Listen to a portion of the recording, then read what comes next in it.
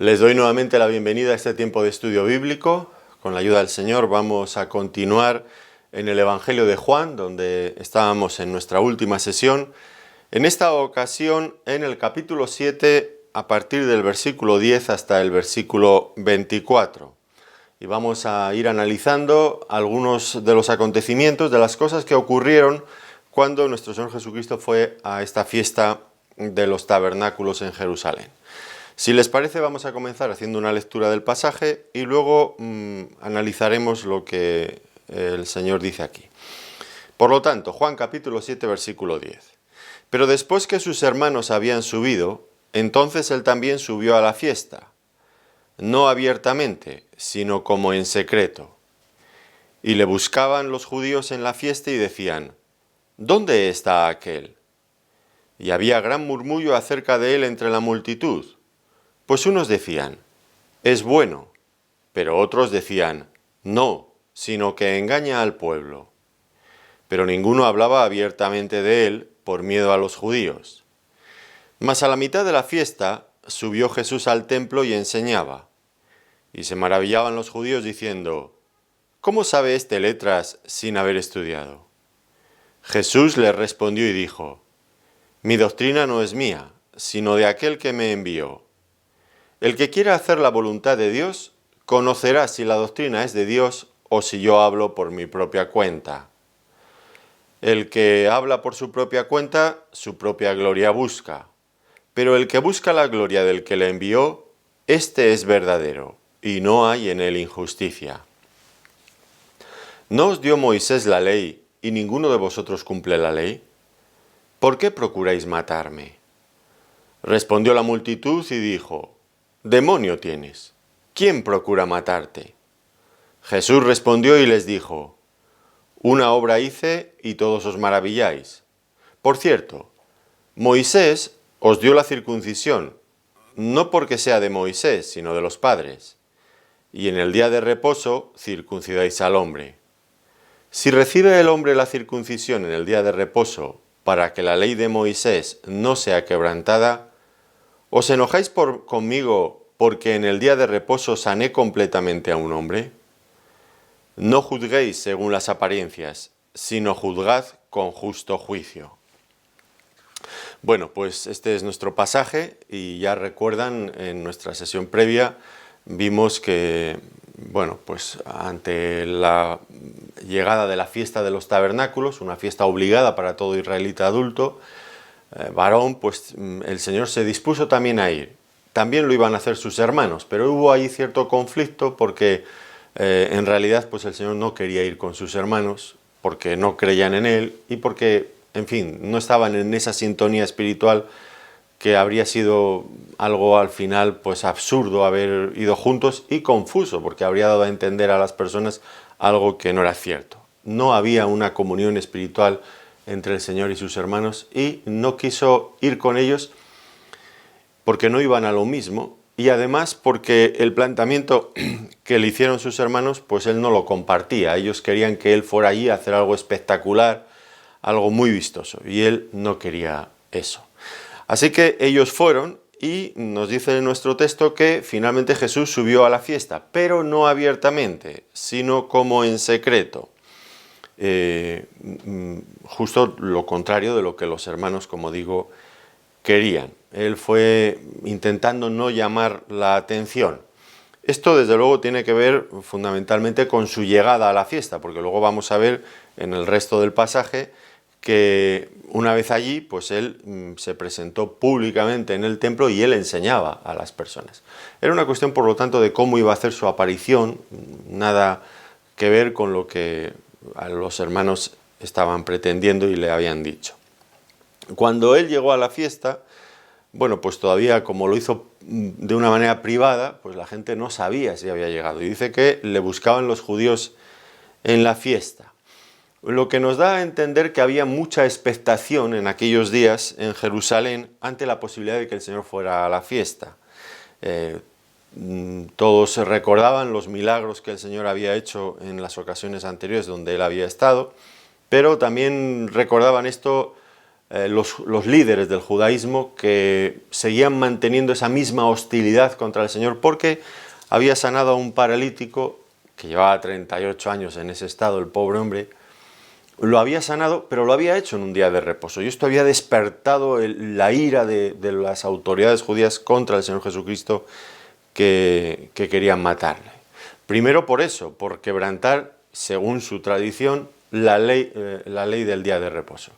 Y por otro lado, porque en su defensa el Señor dejó muy claro que Él era enviado del Padre y afirmó de una manera inequívoca que Él era Dios. Y entonces ellos pues añadieron al hecho de que había quebrantado el día de reposo la acusación de blasfemia.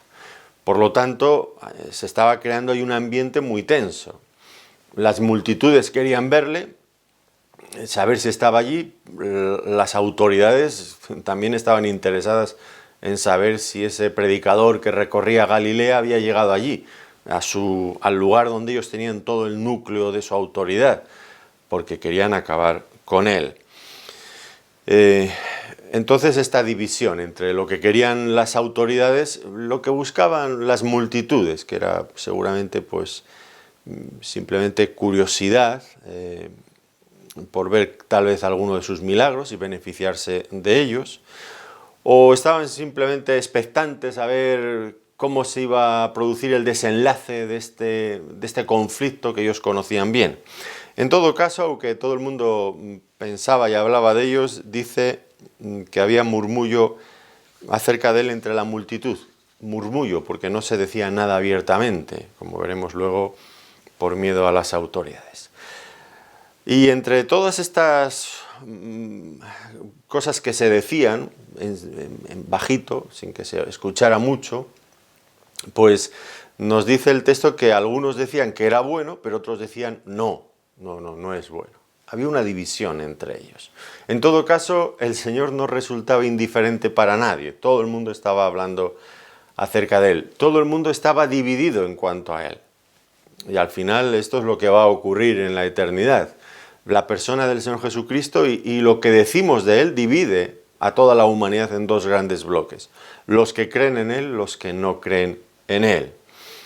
Aquí vemos a lo largo del pasaje diferentes actitudes frente al Señor. Algunos decían que era un hombre bueno, que hacía el bien, que era moralmente justo, que era un buen enseñador. Los había incluso que llegaban más lejos a decir que era un profeta, que incluso se planteaban si tal vez no sería el mismo Cristo de Dios.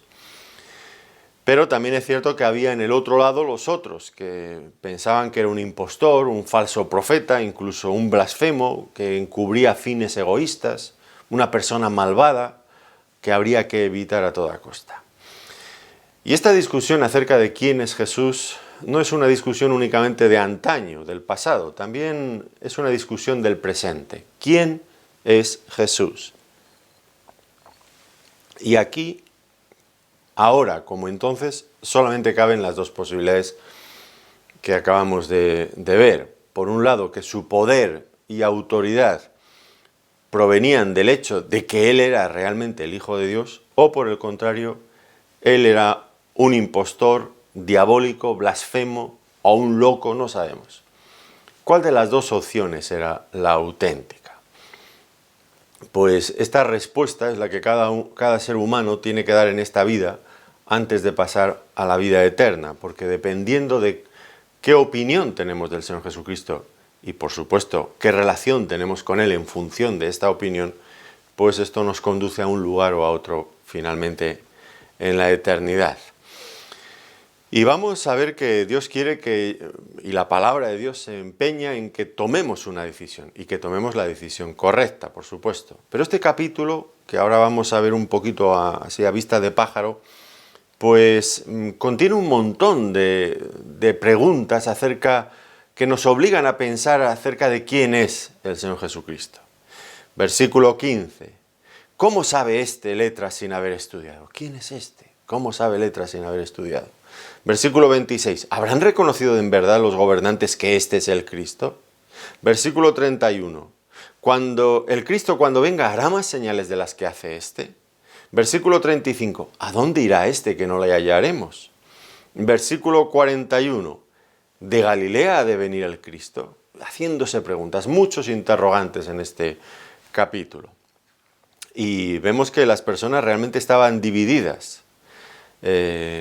Aunque ahora solamente pues, se nos presenta, inicialmente en este pasaje que hemos leído, se nos presenta el hecho de que sí, que están divididos. Luego a lo largo del capítulo, como hemos ido viendo estas preguntas, pues se va a analizar en detalle cada uno de los aspectos que dividían a las personas frente al Señor Jesucristo. Aquí solamente vamos a hacer un pequeño recorrido a vista de pájaro, rápido, por encima, para ver qué eran las cuestiones en las que estaban divididas. Y van a darse cuenta que estaban divididos en todo acerca de la persona del Señor Jesucristo. En cuanto a su carácter, pues dicen, el versículo 12 dice que algunos decían que era bueno, otros que engañaba al pueblo. En cuanto a su doctrina, pues había muchos que se admiraban de su doctrina. Dice el evangelista Marcos, se admiraban de su autoridad también, porque no enseñaba como los escribas, sino que él enseñaba con autoridad. Se admiraban incluso también los alguaciles, que lo veremos luego en el capítulo 7, en el versículo 46 de Juan. Jamás hombre alguno ha hablado como este hombre. Estaban admirados de su doctrina, pero por otro lado los líderes del judaísmo cuestionaban su doctrina porque no había estudiado bajo la dirección de alguno de los rabinos importantes del judaísmo de aquel tiempo. No había estudiado en sus escuelas rabínicas. Así que también en cuanto a su doctrina había divisiones.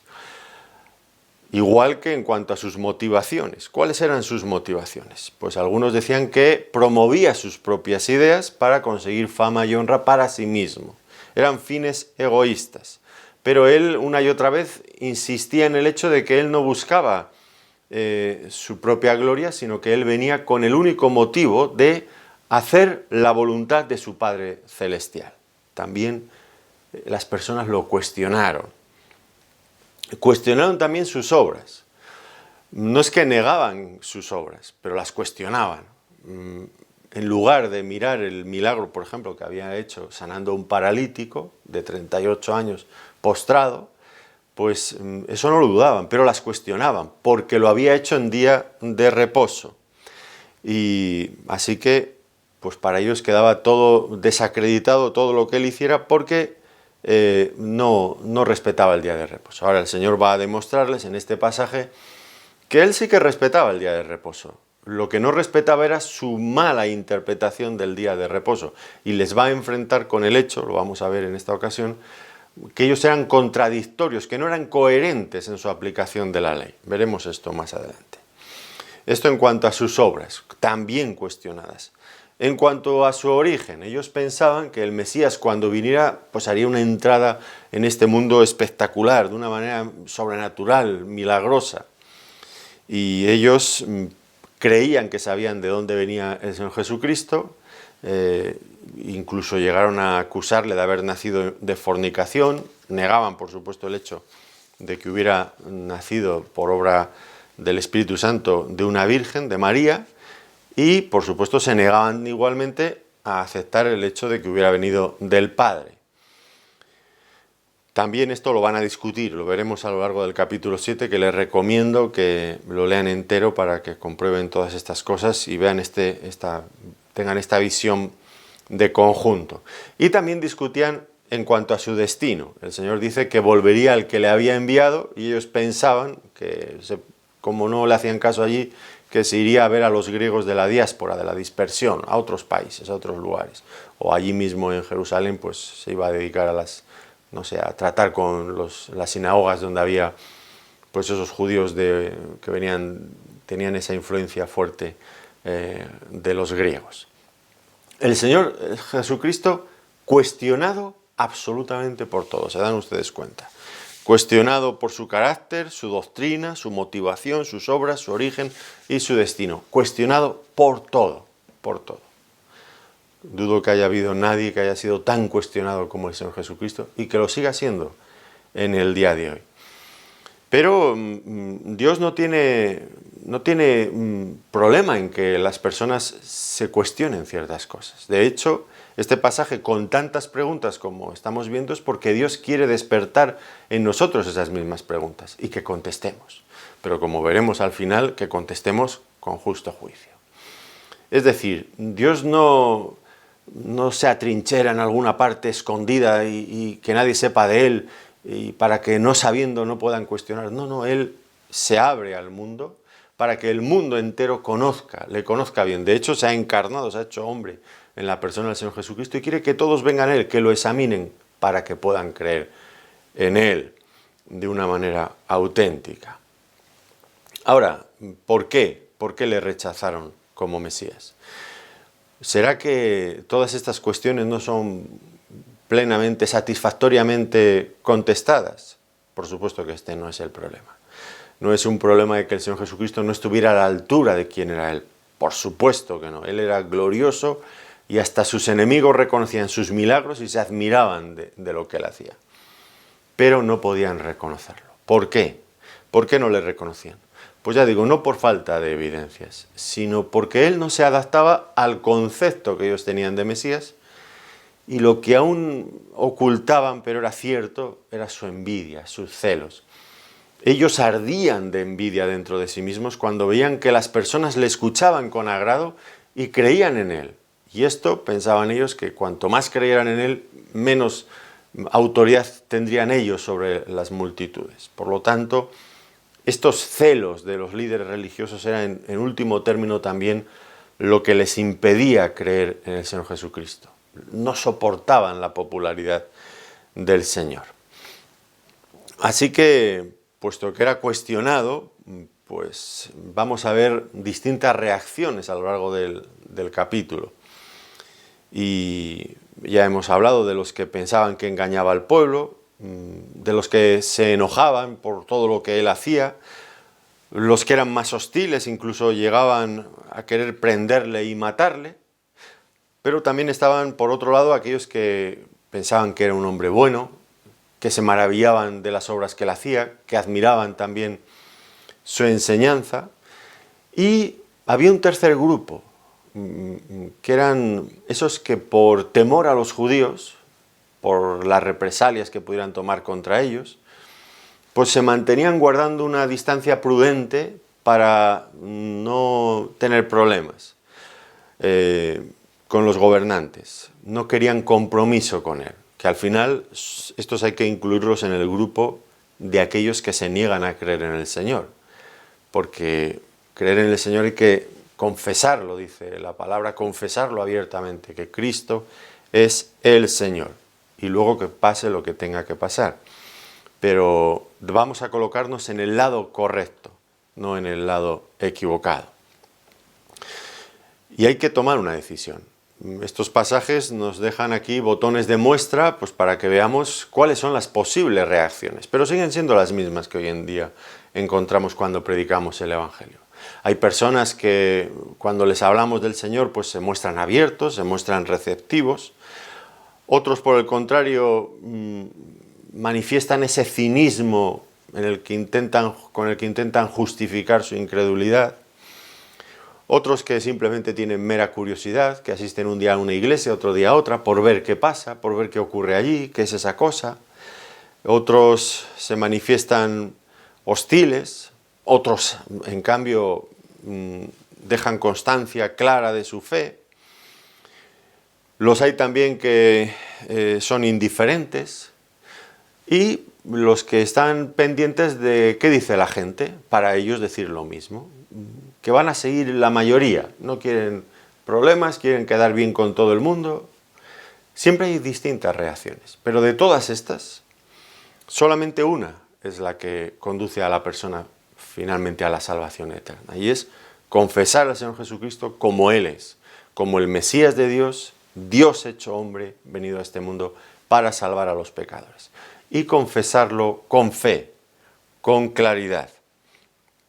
Pero no nos debe de asustar este hecho, que el Señor crea reacciones encontradas. Y es verdad que ha creado muchos conflictos esto, muchos conflictos a nivel personal, a nivel familiar, y no debemos de ocultarlo. El Señor no lo hizo, el Señor lo dejó bien claro. En Lucas, en el capítulo 12, versículos 51 al 53, dice: ¿pensáis que he venido para dar paz en la tierra? Os digo, no, sino disensión. Porque de aquí en adelante 5 en una familia estarán divididos, 3 contra 2 y 2 contra 3. Estará dividido el padre contra el hijo contra el padre, la madre contra la hija contra la madre, la suegra contra la nuera y la nuera contra su suegra. División. Y es lo que el Señor Jesucristo, vamos a ver que causó en este pasaje y ocurre siempre. Por eso las personas que quieren estar, que son alérgicos a los problemas, que quieren estar siempre a bien con todo el mundo, pues el Evangelio evidentemente lo van a encontrar muy difícil. Porque el Evangelio nos enfrenta. Si somos creyentes auténticos, nos enfrenta. Y si usted es un creyente, pues ya sabe bien de lo que le estoy hablando. Y habrá tenido usted problemas en su familia, en su trabajo, con sus amistades. Y de repente, hace poco me contaba una mujer que no hace mucho se había convertido, dice, es que no lo entiendo, ahora los que antes eran mis amigos, que estábamos juntos, como diríamos aquí en España, a partir un piñón, que estábamos totalmente unidos, ahora a nada que se han enterado que soy creyente, se ríen de mí, me ridiculizan, me menosprecian, ya no quieren ni verme, antes me llamaban a toda hora, ahora no quieren ni siquiera saber nada de mí. ¿Qué ha pasado?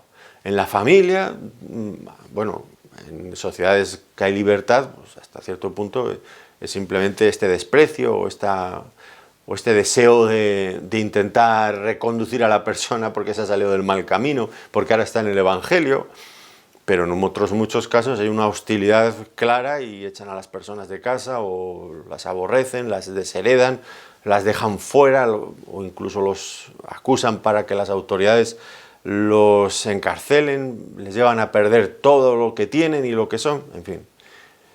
El Señor Jesucristo, una de las cosas que más admiro de él fue su honestidad. Él no engañó a nadie, como hacen otros, que dicen, creen en el Señor Jesucristo y todo va a ser de color de rosa. Te van a poner una alfombra roja para entrar en cualquier parte donde vayas por la vida. Mentira.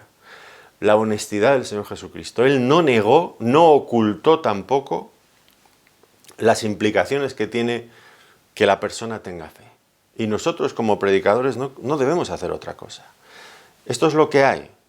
Es verdad, la salvación es muy grande, pero estamos todavía ahora en terreno hostil. Y aquellos que aceptamos al Señor y esta salvación, pues entramos automáticamente en un ámbito de conflicto que se manifestó con el Señor Jesucristo, que se manifestará con nosotros en la misma medida en que nos identifiquemos con Él.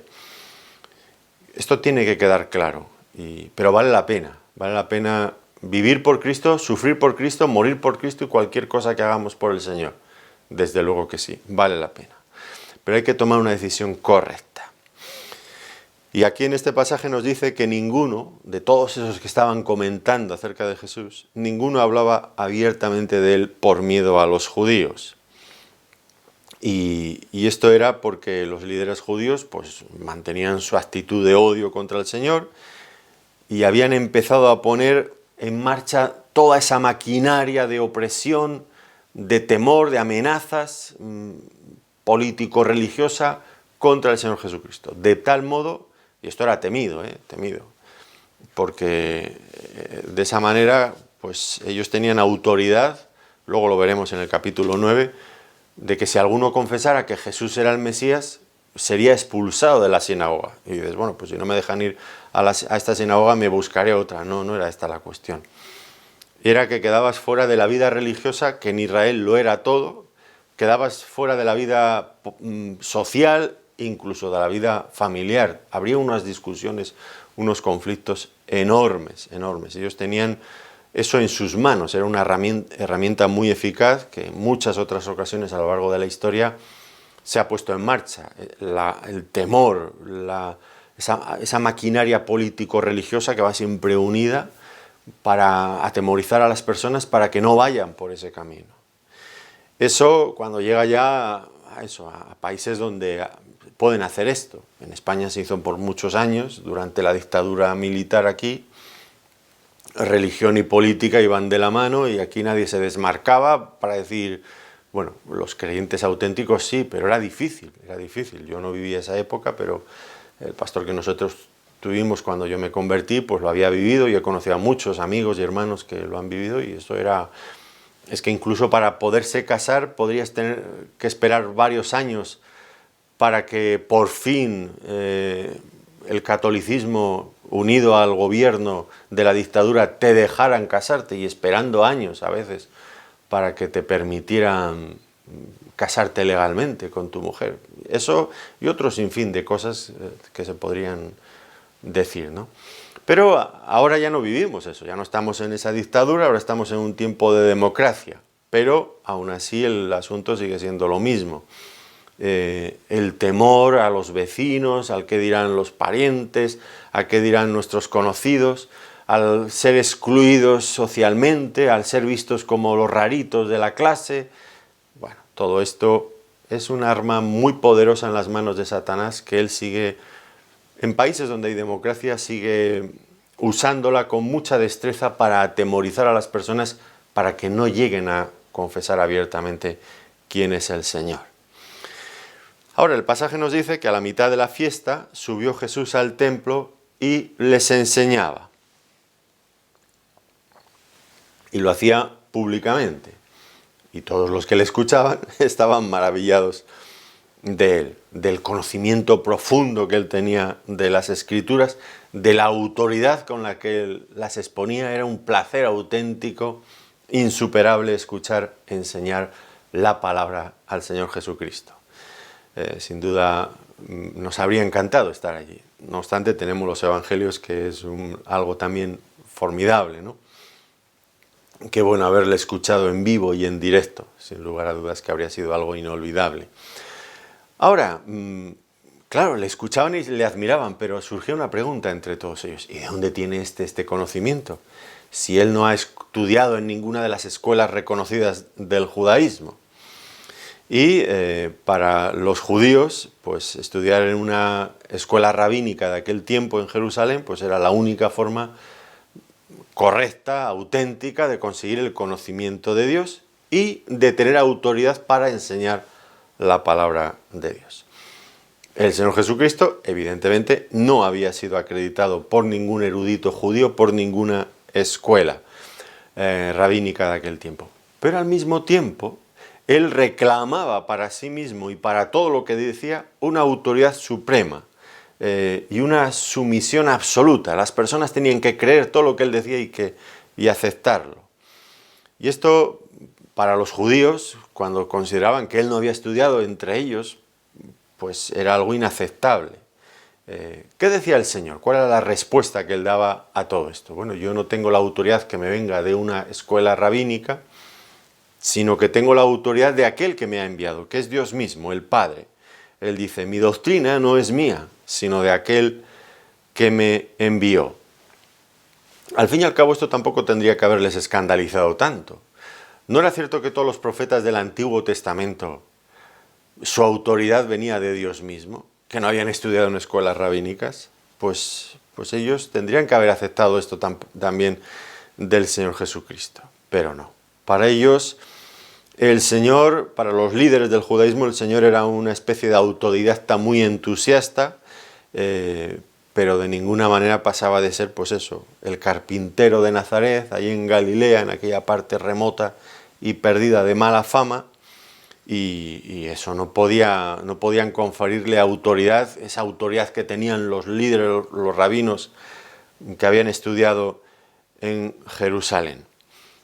El problema surgía porque aquellos que le escuchaban a él y que escuchaban también a esos tan cultivados en las escuelas rabínicas, notaban inmediatamente la diferencia y se ponían del lado del Señor Jesucristo, porque mientras que los sermones de aquellos escribas y fariseos eran insoportables y aburridos, no tenían vida, no tenían frescura, el Señor dejaba atónitos a las personas. Bueno, ya lo estudiaremos cuando lleguemos, pero cuando los alguaciles van a buscar al Señor para prenderle por orden del Sanedrín y le escuchan hablar 3 frases, automáticamente se quedan embobados y son incapaces de reaccionar y se vuelven a quienes les habían enviado con las manos vacías. Pero estáis bobos, ¿por qué no lo habéis traído? Jamás hombre alguno ha hablado como este hombre. Solamente había que escucharle unas pocas frases para darse cuenta de su autoridad. Esto ya había sido así, ¿se acuerdan? Cuando el Señor fue al templo a los 12 años y todos los los escribas, los ancianos del judaísmo estaban admirados de las preguntas y de todo lo que él decía sobre las escrituras. El propio Nicodemo, que era uno de ellos, pues le había reconocido de la misma forma. Rabí, sabemos que has venido de Dios como maestro. Claro, hasta ellos, los que eran honestos, lo reconocían sin lugar a dudas. ¿Y a qué se debía esta autoridad? Bueno, pues como digo, por un lado, a que provenía de Dios mismo, pero por otro lado, a que el Señor enseñaba la palabra de Dios. A diferencia de los líderes del judaísmo que enseñaban las tradiciones de los ancianos, lo que tal rabí dijo, lo que tal otro ha dicho, y su autoridad era una autoridad delegada, esta sucesión, esta tradición, fulano de tal dijo esto, el mengano dijo lo otro, y ellos citando las tradiciones, citando a otros, pero el Señor se distinguía, se distanciaba de ellos porque Él de lo que hablaba era la palabra de Dios. Y por eso, frente a la aridez de esas exposiciones de los escribas, deslumbraba y brillaba con esa luz propia la enseñanza del Señor. Era una enseñanza fresca, viva, que transmitía lo que de ninguna manera ellos podrían transmitir. Y esto les asombraba y les ponía enfrente, les despertaba la oposición de los líderes del judaísmo. No ha estudiado en una de nuestras escuelas, no tiene un título de una institución académica nuestra, ni el Señor, ni tampoco los apóstoles, que por otro lado el mismo Sanedrín que juzgó a nuestro Señor Jesucristo por estos mismos hechos, pues cuando interrogó a los apóstoles estaban admirados. Dice, entonces viendo el denudo de Pedro y de Juan y sabiendo que eran hombres sin letras, lo que quiere decir que no habían estudiado en sus instituciones, sin letras y del vulgo, se maravillaban y les reconocían que habían estado con Jesús. Hechos de los Apóstoles, capítulo 3, versículo 13. Ni el Señor ni sus apóstoles habían estudiado en sus academias, en sus escuelas, en sus instituciones de prestigio. Pero todos ellos tenían esa frescura. ¿Por qué? Porque venía de Dios mismo. Y era algo que despertaba, allí donde ellos predicaban, despertaba la admiración. Ahora, tal vez alguien esté sacando la impresión de lo que estoy diciendo, de que, bueno, pues no hace falta estudiar seriamente la palabra de Dios para poder servir al Señor. No, no quiero decir esto. No quiero decir que no hay que estudiar la palabra de Dios. Por supuesto que hay que estudiarla. Otro tema muy diferente, que ese sí que hay que cuestionárselo, es cómo, dónde estudiar la palabra del Señor. Y hay que hacer una aclaración importantísima, y más en nuestros días, donde el ministerio de la predicación de la palabra se está profesionalizando cada vez más. Y jovencitos que con muy poquito experiencia, bagaje en la vida, pues salen de sus estudios seculares y se meten en una institución donde sacan un título de teología y otro de pastor. Y no han trabajado en nada más en la vida, no, jovencitos inexpertos, neófitos en asuntos, en muchos, infinitos asuntos de la vida, pues se ha profesionalizado. Tienen el carnet y ya entran a una iglesia con sueldo bueno, pues cuidado porque graduarse en una institución acreditada humanamente,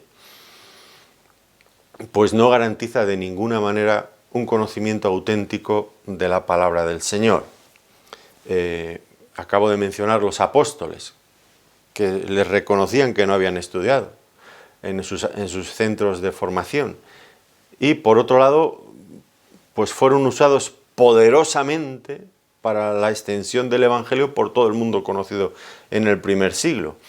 Y llevaron un fruto enorme para el Señor y para su obra y para su reino. Así que hay que tener cuidado porque estudiar en una institución acreditada no garantiza el hecho de que se vaya a servir de acuerdo a lo que el Señor espera de nosotros. Y si estudiamos en una institución bíblica, pues habrá que estar seguros de que realmente sea bíblica. Y esto que también hay que decirlo con claridad, porque hay muchas instituciones académicas, evangélicas, teológicas, de lo que usted quiera, que lo único que se dedican es a transmitir ciertos énfasis y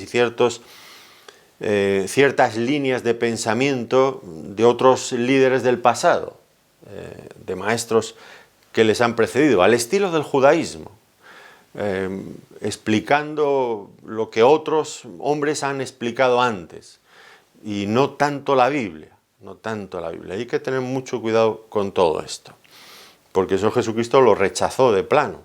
En Marcos capítulo 7 él habló de los mandamientos de los hombres, de las tradiciones de los hombres, que ellos llamaban enseñanza profunda de la ley, los judíos, y no eran más que eso, cosas de hombres, en contraste con la palabra de Dios que tenía su origen divino.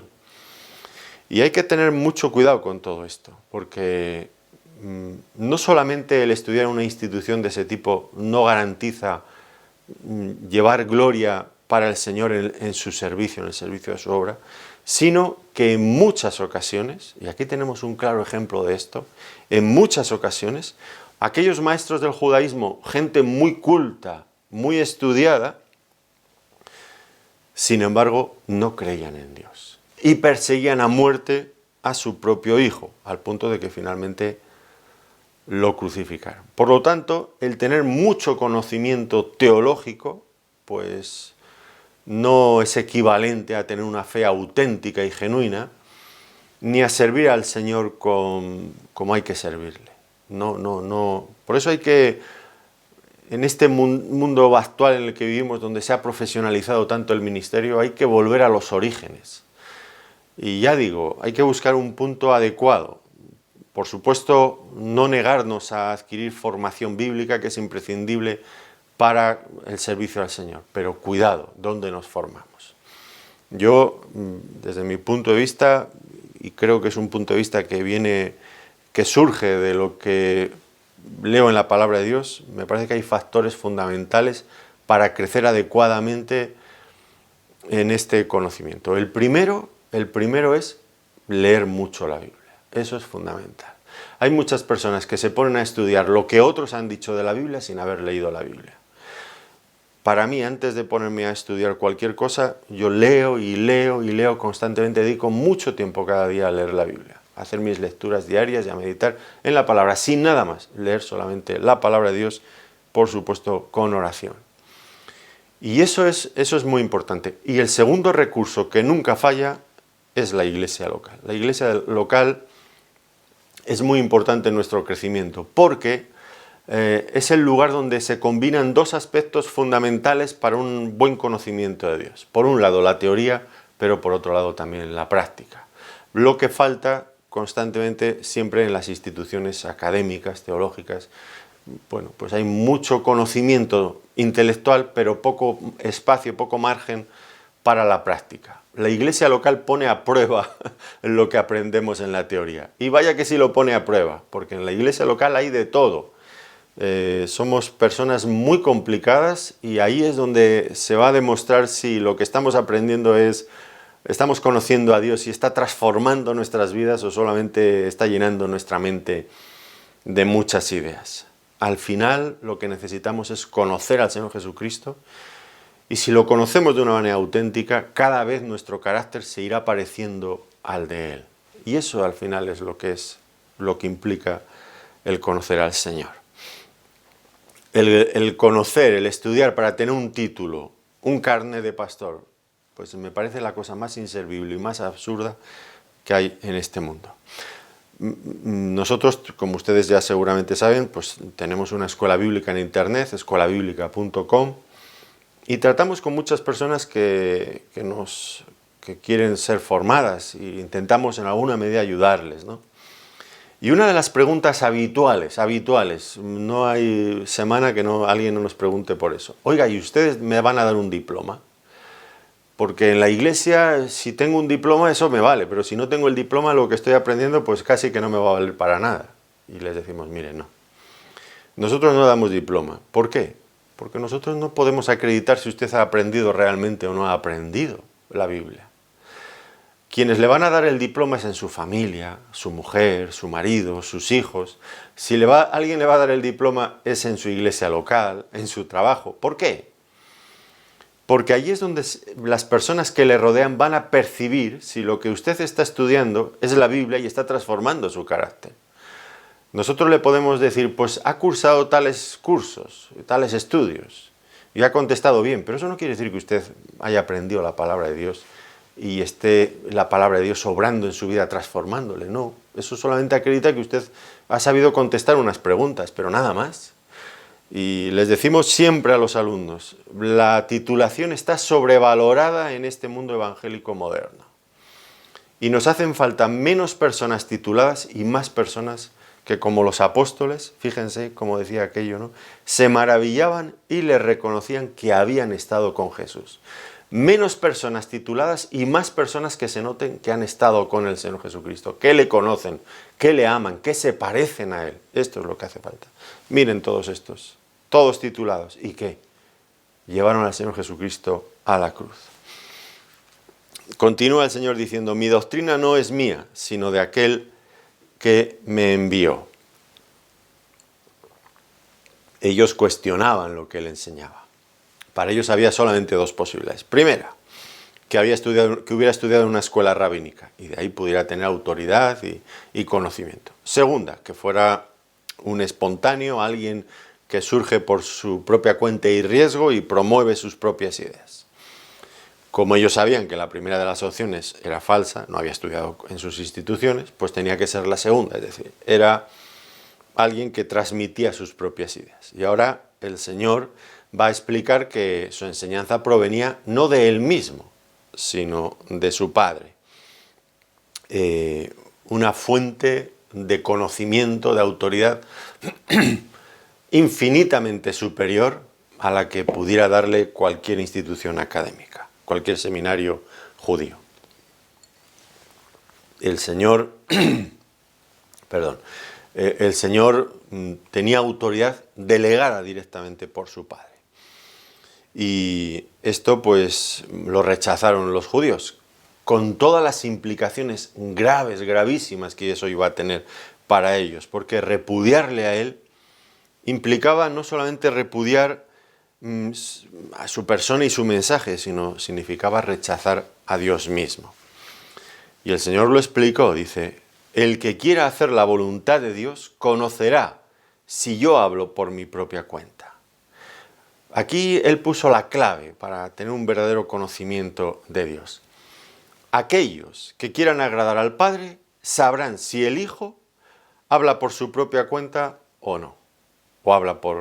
Si una persona habla por su propia cuenta o habla venido de Dios. Esta era la clave fundamental. Ya se dan cuenta, ¿no? No tanto la carga intelectual de lo que aprendemos, sino todo empieza en un punto totalmente diferente. El que quiera hacer la voluntad de Dios. Este es el factor determinante para avanzar en la vida espiritual. El que quiera hacer la voluntad de Dios. Y esta era la gran dificultad que ellos tenían, los judíos, porque ellos no estaban dispuestos a hacer la voluntad de Dios. Por lo tanto, tampoco lograban entender si el Señor Jesucristo hablaba venido del Padre o hablaba por sí mismo. Y esto sigue siendo un tema en el día de hoy igual. Hay muchas personas que ustedes se los habrán encontrado. Yo es que, como hay tantas religiones, vete tú a saber cuál es la verdadera. Es que no se sabe, es que hay tanto, unos dicen una cosa, otros dicen otras, están estos, están los otros. Y dice, yo al final no creo en nada, porque con este lío no se sabe lo que creer.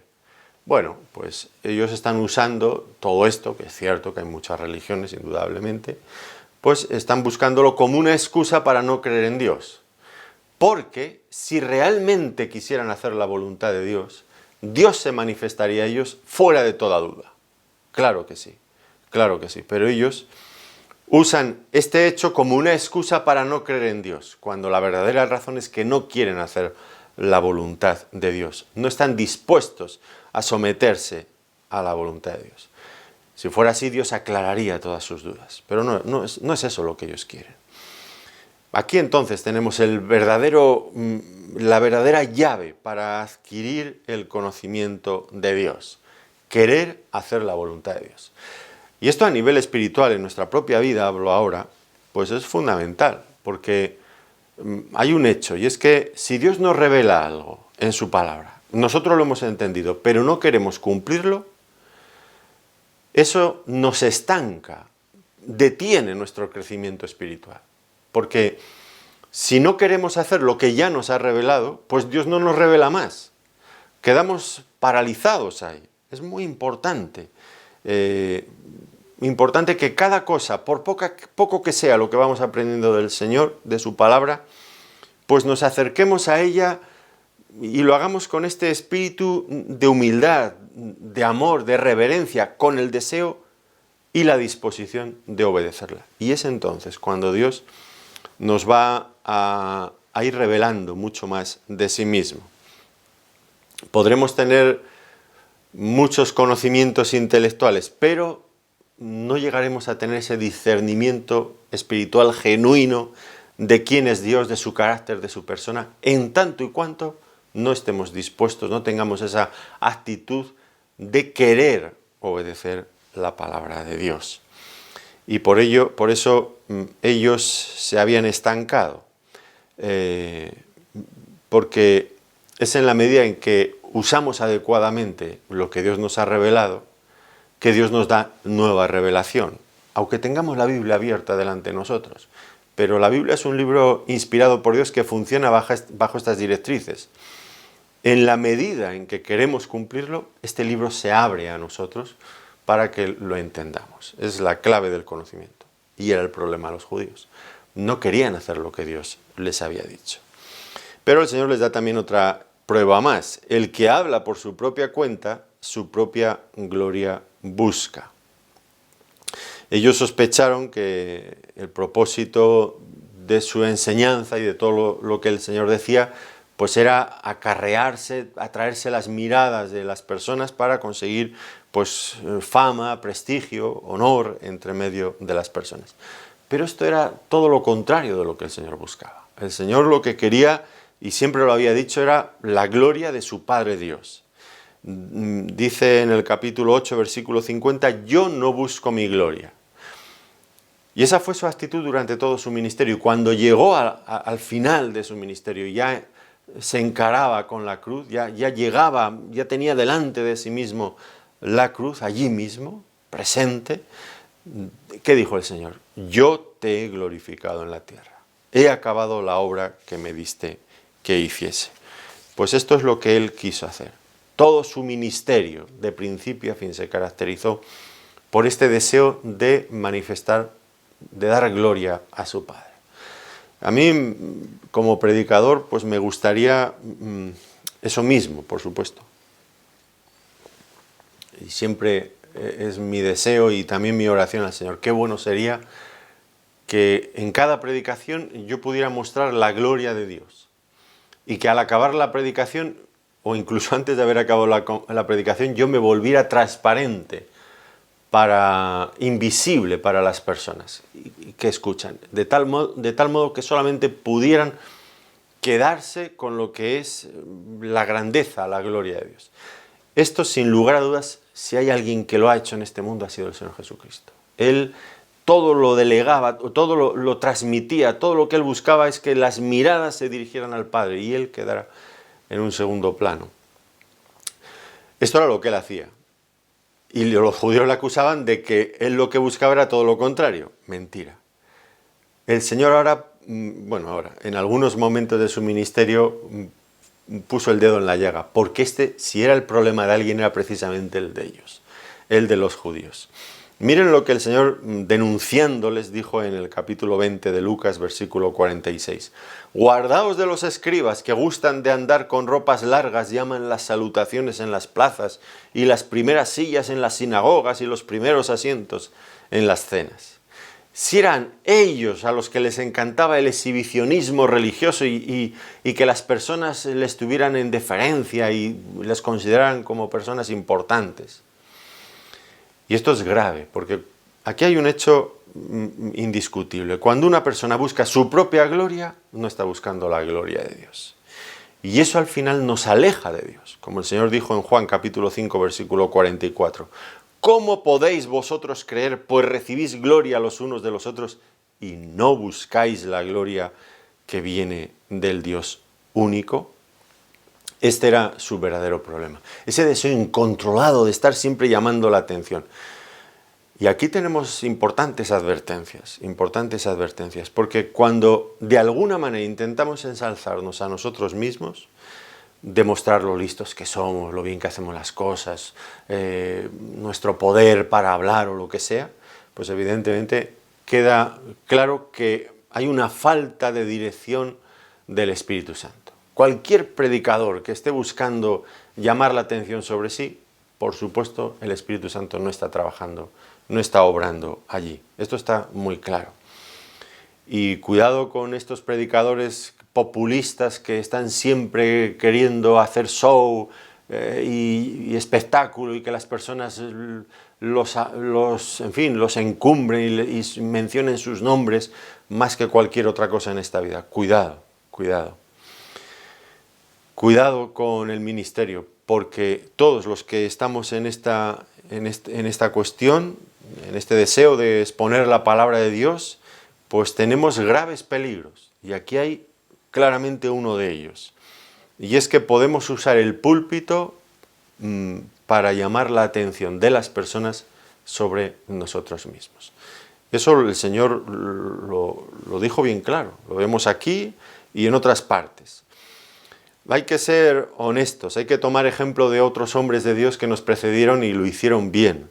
Recuerden el caso del apóstol Pablo en 2 Corintios capítulo 4, versículo 5. Porque no nos predicamos a nosotros mismos, sino a Jesucristo como Señor y a nosotros como vuestros siervos por amor de Jesús. Esta es la única actitud posible para el predicador cristiano. Y si usted aplica esta norma en muchas de las cosas que se están viendo hoy día en iglesias, vamos a decir, porque no sé a veces qué son realmente, ¿no? Y las personas que salen de allí después de un servicio religioso del tipo que sea, uno se tiene que preguntar ¿qué es lo que ha quedado en mi mente, en mi corazón? El predicador tal, el superpastor, el superapóstol, el super no sé qué, su nombre y lo bien que hace. ¿O es que he aprendido algo de la gloria del Señor? ¿He aprendido a amar más al Señor? El Señor me ha mostrado pecados en mi vida que me impiden acercarme más a Él. ¿Qué es lo que ha quedado? Pues si la respuesta es la primera, el líder ha sido encumbrado y lo otro prácticamente no hay nada, pues está claro que eso no está dirigido por el Espíritu Santo y que esa persona que está buscando su propia gloria y que las personas le den gloria, pues evidentemente eso está fuera del conocimiento auténtico y genuino de Dios. Y los que exponemos la palabra de Dios desde un púlpito tenemos que tener siempre mucho cuidado con todo esto y pedirle al Señor que nos libre de esto que siempre puede ser, es una tentación latente. Esto está ahí y hay que... Nuestra carne, aunque seamos predicadores de la palabra de Dios, nuestra carne es tan malvada después de tantos años de convertirnos como el primer día. Pero la carne, la naturaleza caída del ser humano se adapta. Y antes haríamos cosas muy, muy malas y muy groseras, pero ahora nuestra naturaleza caída se adapta y puede buscar fórmulas más sutiles para eso mismo, para buscar la gloria y la admiración de otros, pero usando las cosas espirituales. El ser humano está tan dañado por el pecado que Dios nos libre de caer en esas tentaciones. Y vemos que los judíos acusaban al Señor, porque había, según decían ellos, había quebrantado la ley. Pero ¿realmente había quebrantado el Señor Jesucristo la ley? Ahora me refiero a ese caso cuando le acusaban ellos de haber quebrantado el día de reposo porque sanó a un paralítico. Bueno, pues el Señor va a defenderse y va a mostrar la incoherencia de ellos. En primer lugar, dice, no os dio Moisés la ley y ninguno de vosotros cumple la ley.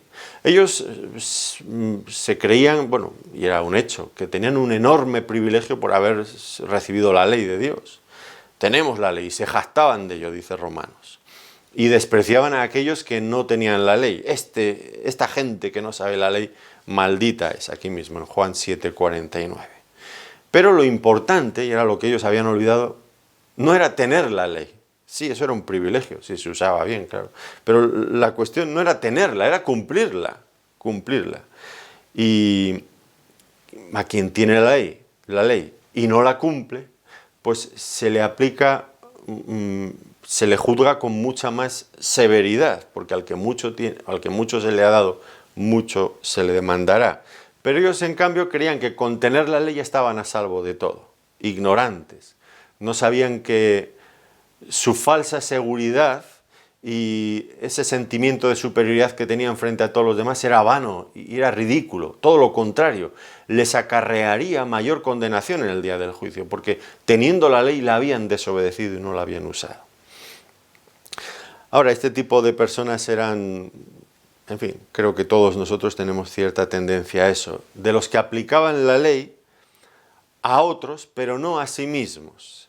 Y se la aplicaban al Señor, pero no se la aplicaban a ellos mismos. Y el Señor se lo dijo, los enfrenta, ninguno de vosotros cumple la ley. Claro que no la cumplían, porque la ley no tenía como propósito pues hacer perfectas a las personas, sino todo lo contrario, manifestar lo imperfectos que somos. Dice Romanos 3:20, porque por medio de la ley es el conocimiento del pecado. Pero ya digo, hay personas que logran ver los defectos en los demás y los pecados en los demás, pero nunca en ellos mismos. Y esto, en lo que estaban acusando al Señor Jesucristo, no cumples la ley, era precisamente lo que ellos hacían, pero no eran capaces de verlo. Y llegaban a pecados realmente gravísimos. Y aquí el Señor se lo dice, ¿por qué procuráis matarme? La ley había dicho no matarás y ellos le procuraban matarle. Claro, ellos automáticamente negaron los hechos. Mentira, mentira.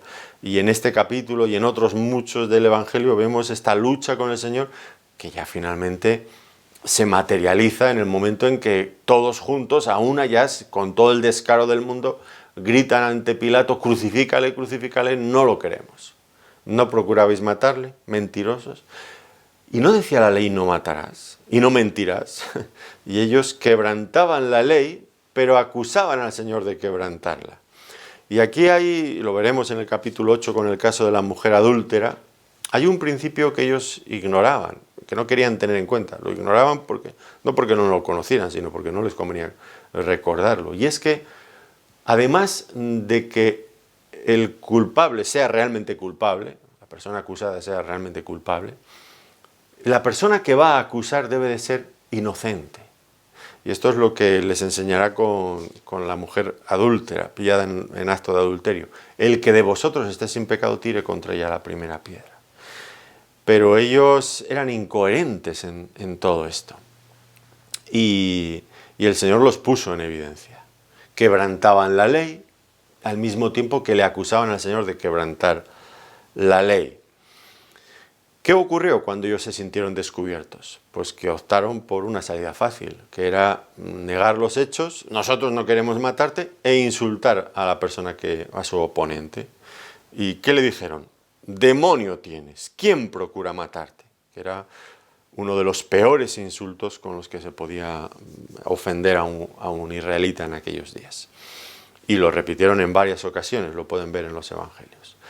Así que, primero, mostrarles que ellos eran incoherentes en cuanto a la ley. Ninguno de vosotros cumple la ley, pero se permitían el lujo de acusarle a él. Ahora, el Señor tiene algo más que decir. ¿Os enojáis conmigo porque en el día de reposo sané completamente a un hombre?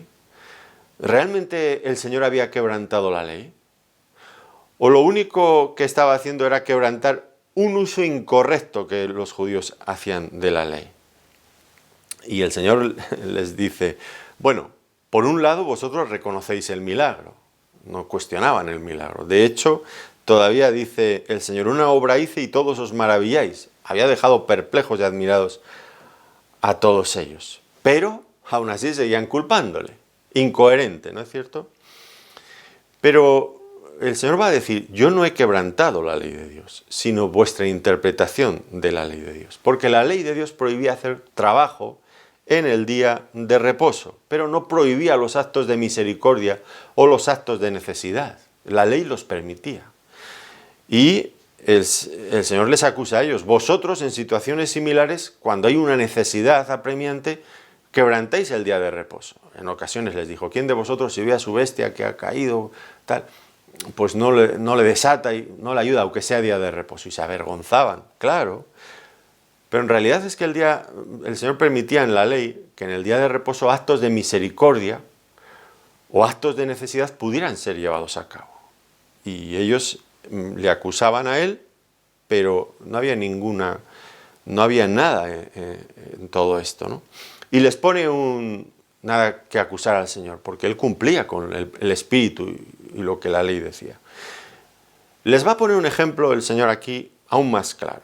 Dice, vosotros circuncidáis a un niño porque la ley dice que hay que circuncidarlo a los 8 días, pero si el 8º día coincide con día de reposo, vosotros os saltáis el día de reposo y circuncidáis al niño.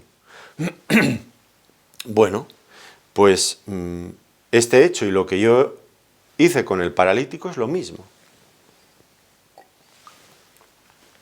En ninguno de los dos casos se puede acusar de que estas cosas constituyeran un trabajo, porque una persona obtendría un beneficio.